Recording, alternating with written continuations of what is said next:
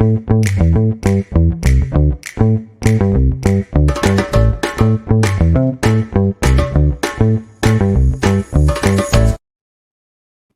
everyone, I'm Fred and welcome to Value First, the product-led sales podcast, a show where I interview product-led sales and growth leaders who share their secrets on how to grow revenue at SaaS companies. Today, my guest is Ramli John. He's the managing director at ProductLed, the leading community for product-led growth. He's also the author of ProductLed Onboarding, a book about how to turn your users into lifelong customers. He's also one of the most respected and known thought leader in the PLG sales space. Ramli, how are you doing? I'm doing pretty good. Thanks, Fred, for that flattering introduction. I really do appreciate it. I'm super excited about chatting with you today because I think there's a lot of insights in that book and in your head at the moment that is worth spreading. So I'm super excited about our conversation today. But let's just start with understanding your story, understanding how you got to where you are today and your story in the PLG world. Yeah, for sure. I mean, the way I got started is very similar to Wes. I started in marketing in product-led companies. That was like 5, 7, 8 years ago before it was called product-led. I just knew I needed to get as much free trial users into the company. And what got me interested more into product-led was I started asking our leaders, our executive of that company, hey, can I take a look at the number of people I'm bringing in? Are they actually sticking around? Because I was hitting our numbers in terms of number of free trial user signups, but were they actually sticking around? And I know a little bit of SQL, and I dug into some analytics that they had as well, and noticed that the people who were signing up weren't really sticking around. So they were happy with getting users, but my desire is like, hey, I just don't want to bring users. I actually want to bring it deeper into like customers. And I started looking at onboarding, and that led me into product-led growth, this whole movement. I was like, oh, this is what we've been doing. And now it's all these pieces together, all combined of delivering this amazing user experience. And I got a chance to meet Wes. Wes and I actually went to the same school in different years. So we studied at the same time, not at the same time, same school, different times. And he reached out and we connected through a podcast first, and then we started product-led podcast together, and now we're working together at product-led, like helping more companies apply product-led growth into their business. So that's my story in a nutshell. That got me to product-led. Amazing, and I think you guys are doing a lot of great things and sharing the word around. And one thing that you said that I find super valuable to just put some emphasis on is product-led growth is not the next bullshit like buzzword. It's just something that companies realized that they were doing, and it was inevitable in terms of go-to-market. And now it's really, people have coined the term rather than the opposite with AI 5 years ago. So I think that's an interesting part, and love what you guys are building, not building, but doing for the community, for product-led growth in general. Let's talk about how important great onboarding is, just to intro into product-led onboarding, because you recently wrote a book that I have right here, Product-Led Onboarding. Like, why is great onboarding important for bottom-up product-led companies? For sure. I mean, it goes back to that desire for a lot of either B2B or B2C, like at the heart of growth. And we've seen this from the VP of growth at Facebook and everywhere else, that retention really is like the key to recurring companies like SaaS. And when you look at retention, there's this quote actually from David Skulk. He's like the managing operating partner at a VC firm, and he's like looked at 500 different SaaS companies, and he's observed that there's two main causes of when people cancel their plan or they churn out. The first is when the person who brought in, the champion who brought in the product to the company, leaves. And the second one is when the user or that company or that account isn't properly onboarded well to the company. And there's a data that Profitwell came out that they studied, once again, over 500 different types of companies from B2C to B2B. And really they found like when users experienced great onboarding, their retention rate was 2 to 3 times higher than ones that were lower in terms of terrible user onboarding experience. And it logically, it makes sense. Like, think about, I liken onboarding to like a job interview or a first day, like a first impression. If that first impression, if that first job interview, if that first date, that impression, that if it's not great, like, the chances of you getting a job, very slim.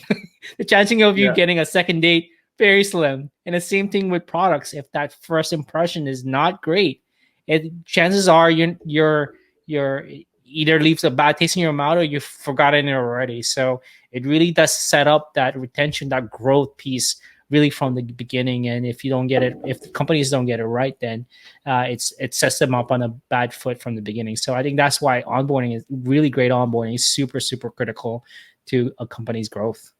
Yeah, and I think that it's great that more resources are out there that put onboarding first, because I think it's undervalued in terms of the impact that it can have on revenue. Like we talk about the value of the product and building the product and adding features, but if you don't get people to value, all of that doesn't matter. So I think it's really great. Before we get into the details of what makes a great onboarding for a product-led company, what's can you describe the scope of the onboarding? The reason why I asked that is if we listen to your onboarding teardowns, it doesn't start at when you sign up. It starts before and it start after, we think, the onboarding ends. So I want to get your thoughts on what Right. is the scope, like when does onboarding start, when does onboarding finish? Yeah, I mean, I love how you asked that question. I think typically when people think about onboarding and user onboarding experiences, they start off with somebody signs up. But the scopes, from what I'm seeing, and once again, this is the way that it logically, like, to a user, like, it really, when you sign up for something, you're signing up not just for a product, you're actually signing up for a promise. You're signing up because this product promised something to you, whatever product that is. For something like what we're using right now to record, like StreamYard, it's the promise of having great recording for podcasts, or and making it look fancy and nice. That's a promise. So all of that promise is set even before you sign up. Like, when you look at the ads, when you look at the email campaigns, like, right from the get go, you're setting up this promise that you have, and I'm calling it a promise, but the technical term is the positioning and the messaging of the product. You're stating what your product does and what it can do, and you're setting that promise. Now imagine if you make a promise and it's totally out of the moon. Like, you promise them to go to the moon and back. Like, oh, hey Fred, I'm gonna make you 7 foot tall with this single pill. All right, there's a promise, but like, when you sign up for that pill or that app, you take it, like, you don't go 7 foot, you're gonna be disappointed. You're gonna be super upset. So I think that's why super, super critical from the get go, that if the onboarding is not performing well, one of the things you want to take a look at as well is there a mismatch in terms of promise from pre sign up to after they sign up, so users exactly know what they're signing up for.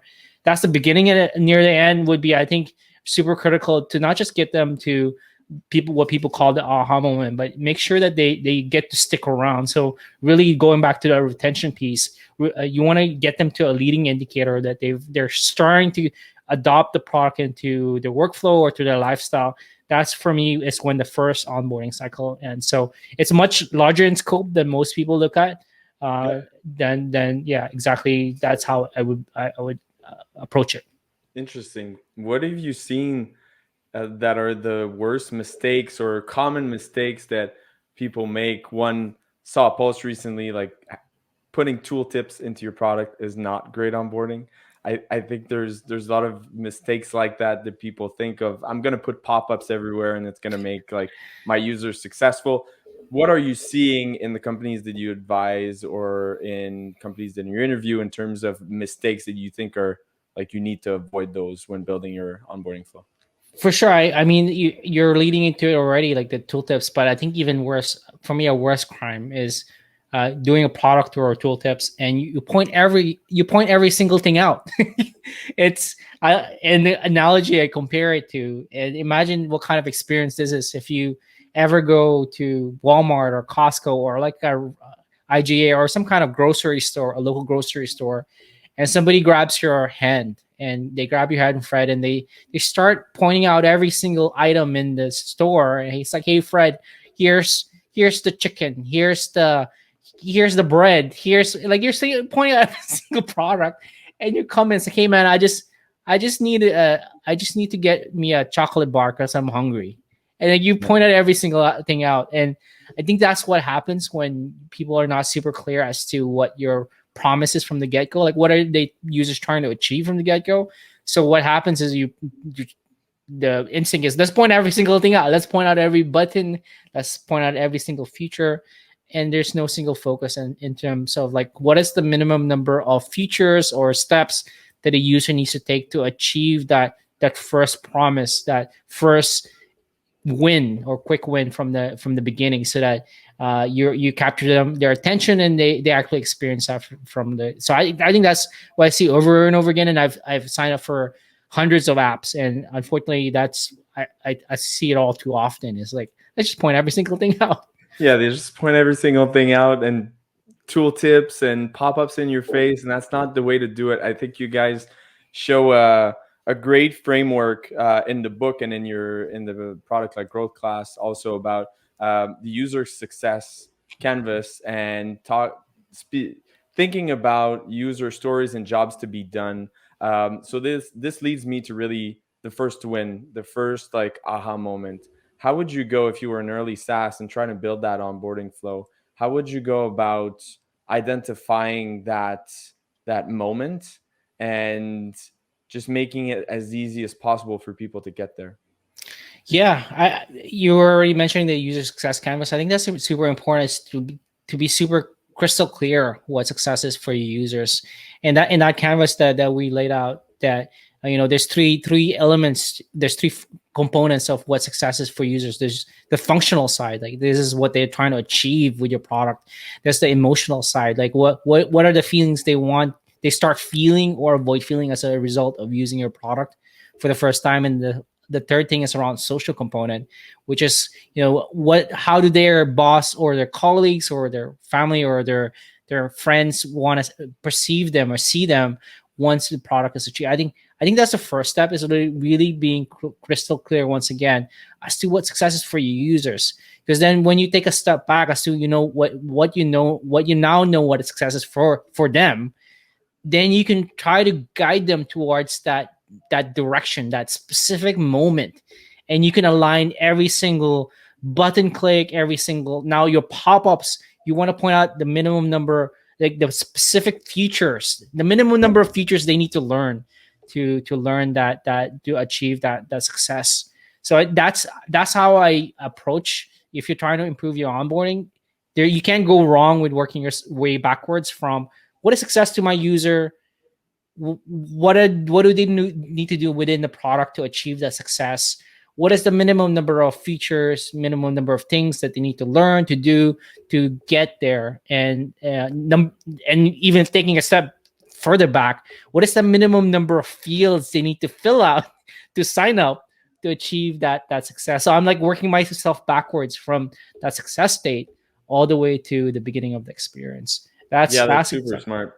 That's exactly super how. smart. It's something that helped me a lot when taking the PLG classes. Okay, put put every single step in your onboarding flow in like Kanban cards, let's say on Trello or Asana or whatever, and then put a color on it, green, yellow, or red, based on if it's absolutely necessary for people to get to the value or to where you want them to get in terms of the win or not, and then remove everything. And I did that for the first time through the exercise in the class and realized, God, we have so many steps that people don't care about or are completely useless. So I think that's super relevant.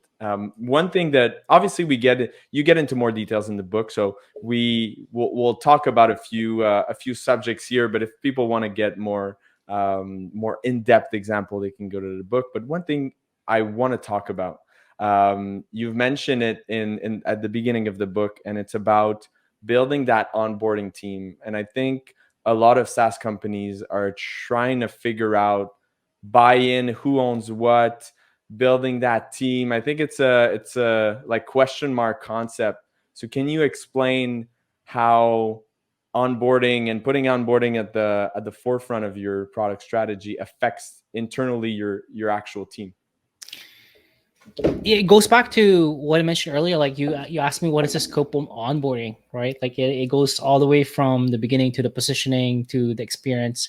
And now when you have a bigger scope in terms of what onboarding is and trying to improve that journey for the customer, now you're like, who is involved in that whole journey within the company itself? And I think that's why it's super critical. Not just typically it's the product. If you're a product led company, it's a product team that owns it. And I've seen this over time and time again, is that the product team just does their own thing and they don't involve the other teams. And what happens is you're not tapping into the strengths of your different like functions. Like for example, when it comes to messaging within the in-app, whether that's in-app or onboarding, either the product marketing or the product marketing team really has like the strength in copy and writing that copy that really resonates with the user. Now, when it comes to like delivering that sometimes one-on-one sales assisted experience, you want to make sure to bring in the customer success and sales team as well into that team, that onboarding team, to really bring up like the issues and the the bottlenecks that they're seeing when they're doing, whether that's demos or they're getting customer support tickets because of this one issue in that for new users. Really, like you want to be bringing all of this insights together into one cross functional team to really not just deliver this onboarding experience, but now you're like trying to deliver a seamless customer journey from the beginning all the way to once they're actually actively using the product. So it's not like it's imagine being on a road and there's like every step is a patchwork where it's like one's gravel, another one's paved, another one's grass. Like it's not seamless, and people are gonna trip up if they're trying to run fast. So with this whole cross-functional team, you're making sure that that path is smooth and seamless, and you're really designing it so that the journey for that user it just sets them up for success instead of failure. That's a great insight. Again, coming back to the scope, I think that's a great advice from you. It's like your onboarding is more about your whole user experience and getting them from the first interaction with your brand to them being successful as a user, and that might include a lot of your functions internally. So thinking about onboarding cross functionally, I think, is super smart. You mentioned sales in the description that you gave about who owns what and how teams internally should think about onboarding. What do you think is the role of sales in a great product-led onboarding? Yeah, sales is, interestingly enough, if you're B2B, on sales is like has a very critical role in terms of the onboarding experience. And when I say B2B, is that if you look at any type of product led B2B company, they eventually become not pure product led where it's self serve. They have a hybrid approach where there's a sales assisted path and there's a self serve path.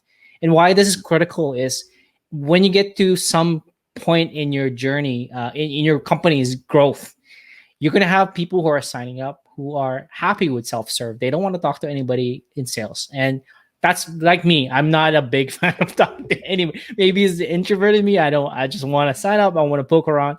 But then you have this other type of people who they don't have the time. They're just super busy and they just want somebody to show them around, and whether they get stuck with something, this is where the sales assisted path comes in, and really trying to understand who are the users who need that, especially if they raise up their hands. I think that's a super critical miss, for, especially for product led companies, where people don't make it easy for them to raise up their hands and like, hey, I want to talk to somebody. I'm stuck. And especially for tools where it requires you to install like a JavaScript code or something like that, where there's a huge hurdle at the front, that sales assist, that person, that human touch, whether it's an account executive or a customer success, whatever you want to call it, there's that human touch that I'm calling it sales assisted, but it doesn't really have to be the sales team. You can call it whatever team you want it to be. It's super critical to get it there. And I think that's to get them to the next step. The other thing that sales can really do, especially as you start going from targeting small to medium business to larger organizations, is you're going to have companies who the end user is not your buyer. And in that case, the end user, for example, think about Slack. When most people who sign up for Slack, they're not the VP of of whoever's in charge of buying products within the company, especially if it's a larger Yeah. organization. This is where sales can help the land and expand strategy, where they land, the end users sign up, this critical mass, and now the sales team can close the purchase with by reaching out to the decision makers at the very top. I think that's where Salesassisted can really come in and really identify who are those accounts where they've hit that critical mass of end user signups, and they're seeing value, and it's time now to upgrade to the next level.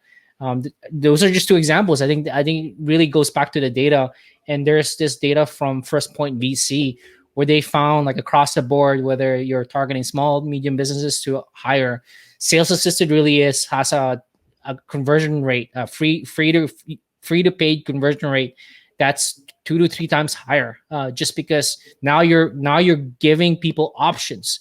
Oh, you're self serve. Here's one way. Oh, you Yeah. need a little help. Here's another way. So you're giving them a choose your path, own you choose your own adventure path, really, and you're giving users, all type of users, the resources they need to succeed within your product. That's a great example. And it's not necessarily one or the other. It's not binary. It's not I'm like running after you and trying to hunt you and try to close a big deal, a 50K a year deal, or it's fully self-serve and you do it yourself. You said it really well of, well, you might have some of your users that you want to fully automate. Some of them might you might need to engage if it's about going through a decision maker or going through procurement or whatever it is, just facilitating the way through. And there's some users that you don't need to engage them, but they're probably you can help them through the way. And I think one of the interesting notions, and I want to dive deeper on that because you're you're essentially talking about how the role of sales is changing at product like companies. And while I was reading the book, you talk about your experience with the car dealership and how bad it is. I think the role of sales in product like growth is not anymore about like I want to convince you of something, is really work alongside you. So I want to get that point of view from your angle of how do you think a salesperson needs to adjust like their role at a product led company versus a sales led company? Yeah, I think there's more. I think one of the things that it's changed, first of all, is now you have potentially product, like potentially, if you are product led, you have product data. You have this engagement data from users who are using your product, and in a sales led approach, you're you're basing it off like your ideal customer profile. You they haven't tried a product yet, so the quote unquote the leads are a little bit colder, and you have to show them the value of the product, kind of convince them, as to like, hey, this is actually going to help you out. In a product led approach, you already passed that. Hopefully they already passed that, where now they've hopefully achieved a little, some kind of something meaningful within your product. Even if it's not, they already hopefully are a little bit more educated because they've signed up for your product at least, and you don't have to really show them exactly what the value of your product is. You might have to do a little bit of a reminder, but in this scenario now, it's really about helping this user now move on to the next logical step in terms of their journey. Now they're using consistently. The next step is like, hey, here's our other things you can do if you upgrade, and that conversation is a lot warmer, and it does lead a little bit more closer to that user success instead of like selling down. I think that's one thing that's changed is now, um, it's a little bit more consultative, where now Yeah. you're guiding them within the product. The salespeople have more in-depth knowledge of the product usage and what kind of help they need. And let me give you an example. Is I signed up for AppQs for a client of mine one time, and I could not get it installed. It was not working. I was trying to get it through Segment, and an account executive reached out. He was like, "Hey, I noticed you're getting stuck. can I help you? You want to jump on a call? It's like, heck yeah, I need this installed like yesterday. Can I jump on a call with you tomorrow? I jump on a call with this account executive. The person trying to troubleshoot. It's like, imagine a salesperson trying to troubleshoot a product. They couldn't do it. But what they did was they three-way called somebody from the engineering team. And now I'm talking to the executive with the engineering or the support team, and they were able to help me solve it through that. So they're essentially the first point of contact. So really, like, now in this world, sales have a little bit more in-depth knowledge of how the product works, and maybe doing a little bit of troubleshooting with that instead of the sales-led approach. I think that's one way that I've seen it really transform. Is like, now there's more in-depth product knowledge. They're a little bit more consultative.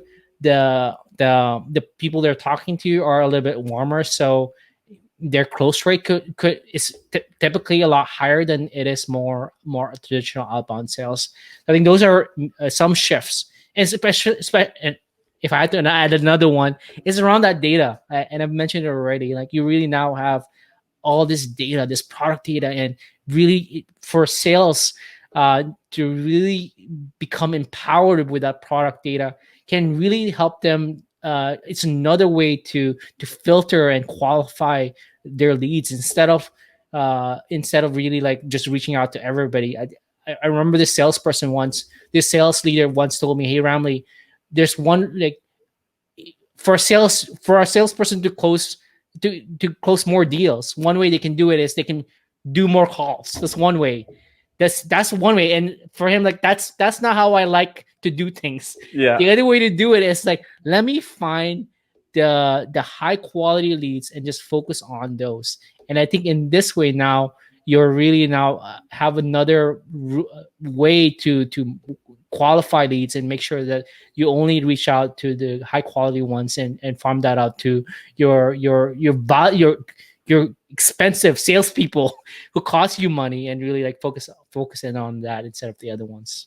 Yeah, that's super insightful. There's a lot of things you said here, but one thing that I want to unpack is being contextual and really working alongside your users and understanding where you need to get involved and where you need to step aside.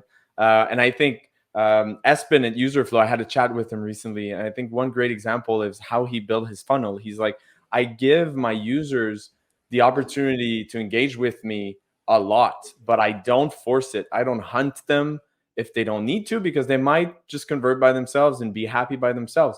But for the ones that are super qualified, I may engage them in a contextual, personalized manner. And for the ones that are in the middle, I might just give them the opportunity to engage in an automated way. And then if they do engage, I'll start building that relationship myself. So I think that's super insightful, and it's all about the data being contextual. Let's dive a bit deeper quickly about the data itself, because I think it can be scary for people, because there's a shit ton of product data. You don't know what to do with it. How would you go about building a product qualified lead or product qualified account criteria in the most simple way? Like, what would you start with in terms of, okay, here are my product qualified leads, AEs, go after them? Interesting. You probably can answer that better than me. Thanks. I mean, this podcast is not about me. I mean, I'm the interviewer. I can answer, but I'll let you. You're right. The way that I would approach it is start working backwards. And this is what I've seen time and time again. Is like, first of all, you want to kind of figure out first of all what the success. Going back to what the success for your users, right? Yep. And figuring out exactly what point in their product journey they're achieving that. And that's your first. That could be your first PQL point, where it'd be like, how many people are achieving their first success? If you're at the stage in your product where like very few do, you want to take a step further back. Like, you want to like map, like, for example, with let's say with StreamYard, the first success is probably streaming for the first time. Another, if we took a step back, were they able to set up their account? And if not, like, were they able to connect one of their social profiles to StreamYard? if you have enough people who are able to connect their first social account to StreamYard, but not do their first stream, that could be a place where you can start reaching out. If you have enough of those people, and reaching out with your sales team to see, hey, why are they getting stuck? Is there any place that they need help with? And really now your outreach isn't, hey, I noticed you signed up. You want to jump on a call more? So, hey, Fred, I noticed you signed up for our tool. You connected your YouTube account, or you connected your Zoom, or whatever account, and you didn't do your first stream. Is there anything? Are you stuck anywhere? So Yeah. now that first, that could be a good place that to start off the discussion with. And if not enough people are doing that, and you want to take a step further back, so I'm trying to figure out like like a an ideal spot within the customer journey to start the conversation. And the constraints really is how many people are getting to that point. That's the first one. And second is how much resources do I have in terms of salespeople, and you can move your goal or your tier or your standard up or down depending on those two factors. And really, that's how I typically start off with. That's a simple method. Now you can go on a deep end and use tools to really figure out, like, okay, if they did X, Y, and Z, what are the Yeah. chances of them converting? And like those are high leads, and you can go into PQL scoring now. If they connected 3 accounts, you give them this score. If they did the first stream, you give them this score. So you can really get complex in terms of that scoring, and a lot of tools can really help you out with that. But at the end of the day, what you want to find out is when is the right time for me to have this conversation with this person. And you mentioned it earlier, contextually in their journey where they're at that moment. And that's essentially what you're trying to find out with all this PQL scoring and metric, is finding that sweet spot, that perfect Yeah. moment for each user to start that conversation. But I think one thing you said is super smart and is not talked about enough around PQLs. A lot of companies in our space are talking about PQL right now. There's a lot of blogs being thrown out for about PQL, but you said it's about, yes, you can identify this level easily. Let's say, I don't know, for Blinks is you create people that create one milestone at Blinks that they want to track. Like that's your PQL level. But you've mentioned it's not necessarily, yeah, you can set that like easily, but it's going like downwards or upwards or around that level of, for example, hey, I saw that you're really close to the PQL level, but you haven't gotten there. How can I help you? Or you Mm, reached the PQL level, but you haven't done X. How can I help?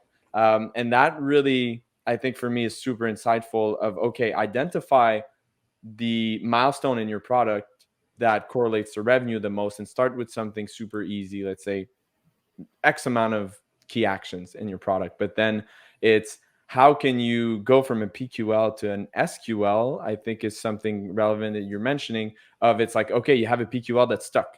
You have a PQL that's a really big company. Now it's an SQL and you want to focus on them. So I think it's super insightful in your explanation that you mentioned, start super simple in how you calculate the milestone in product action, but then try to understand what goes around it so you can see who you can upsell, who you can expand, and who you need to help too as an AE. Because I hear about like PQL, ways to calculate PQLs, and it's like, okay, well, the way you're proposing to calculate it, people are just going to convert by themselves, and I don't need to engage them right. in any way. So it's like taking the simple PQL calculation and working around it. I think that's super smart. And the last thing that I wanna get your thoughts on around that too, because I think it impacts how sales get involved, is the fog behavior model. You give an example in your book about really thinking in a sales assisted onboarding process, thinking about the motivation of your users and the ability for them to do so. And you give an example with,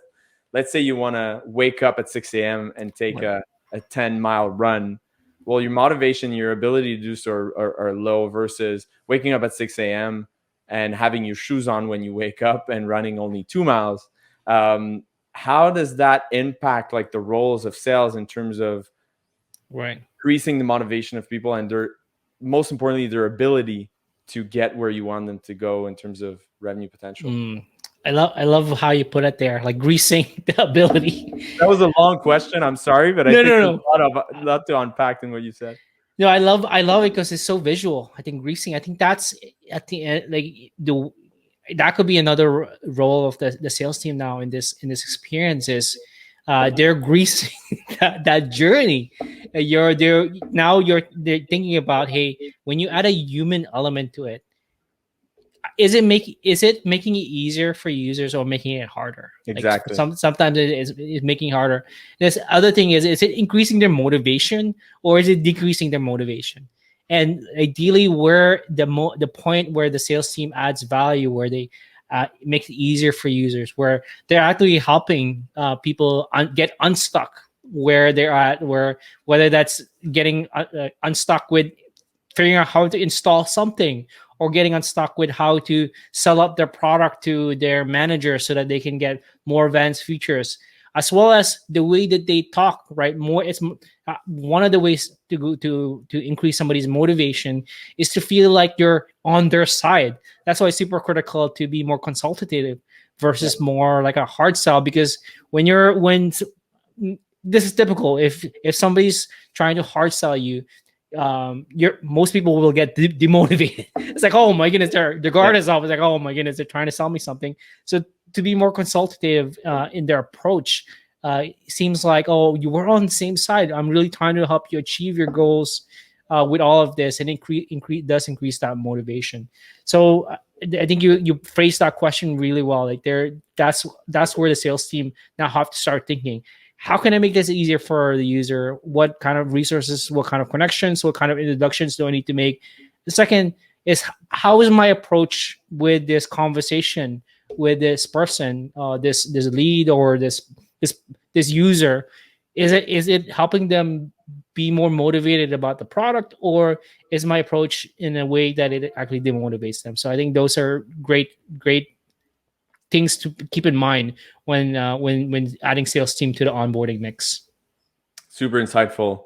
Well, that was an amazing chat. Took longer than expected, but there's so much to unpack in your experience and your knowledge in product-led growth. So thank you, Ramli. Before I leave you alone, though, like any respectful podcast, I have 4 rapid fire questions for you. Okay. You ready? Yep, go for it. All right. First one: what have I not asked you that you think I should ask? Oh man, it's not right. That's a tough one. I didn't send it before. That's a What tough is I I think you covered it most. You even brought up the BJ Fog, which isn't brought up that much. So I can't think of something that you should have brought up. That Okay, well, I have one for you. If people want to get the book, they can go to onboardingbook.com. That's oh I didn't ask you about that. Second question: which CEO or founding team do you look up to and why? which founding team or Which CEO or founding team and CEO. product-led growth do you look up to? CEO.